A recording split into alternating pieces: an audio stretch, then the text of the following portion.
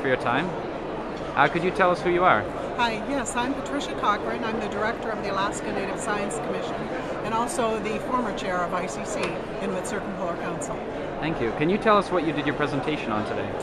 Today I was in part of the discussion with Tebteba, which was talking about some of the issues that we're facing in the Arctic and other communities, Indigenous communities, sensitive issues around adaptation, strategies, etc.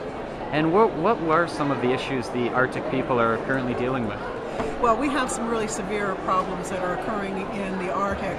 Number one is that many of our communities are in the process of having to look at moving their communities because of the coastal erosion and storms, changes in sea ice conditions that we're seeing, where our communities are literally being washed into the ocean. So there's some pretty traumatic and dramatic effects that we are seeing there. 85% of our villages in Alaska are coastal communities, so when you look at the impact of potentially that many communities having to move, it's a pretty big problem. What are some possible solutions to these serious problems? Well, you know, there's always been assimilation issues that people have talked about. Nobody wants to leave a community. For instance, Shishmaref, which is one of the poster children for climate change, has been there for 8,000 years. So really, how can you expect the communities to leave their culture, to leave their communities behind? But I will tell you that some places are indeed already moving. We have another village in Alaska, Newtok, that for the last 10 years or so has been negotiating on trading lands and on moving their community to a more inland site so that they'll be more protected. Is there any technology we could use today to possibly not have to move the communities?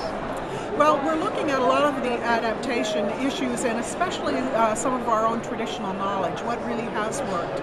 Some of the housing conditions, for instance, the kinds of houses that we used to build that we're not building anymore, that were subterranean in our areas in particular because they were much more energy efficient. They really kept you in a location that was not next to the sea.